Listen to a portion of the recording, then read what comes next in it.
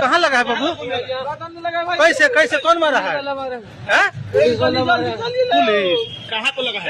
चले ना जल्दी भाई हमारे गोली मार रही है। अरे गोली क्या नाम है? क्या नाम है आपका? आकाश। उसका नाम कहाँ हुआ है? हाबी चौक पे हाफिज चौक पे मार दिए लोग। चल भाई हुआ बाबू? कैसे हुआ? गोली कैसे लगा? सर हम आ रहे थे रास्ते से लाइब्रेरी में पढ़ रहे थे तो वहाँ से मेरा दोस्त बोला कि चलो सिवान तो अपना जाति निवास बनवा लेना। तो हम लाइब्रेरी से वो मुझसे लेकर आ गया सिवान। तो हम आए स्टेशन पर उतरे, स्टेशन से आ रहे थे साइड में आगे आए तो देख रहे कि सर हैकर कॉल हो रहा है।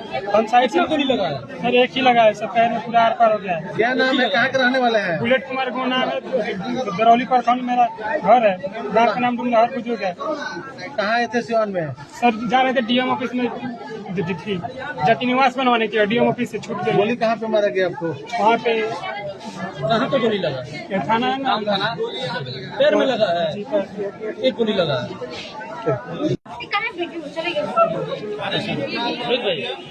ठीक है भाई, हम लोग सुबह से बताऊँ।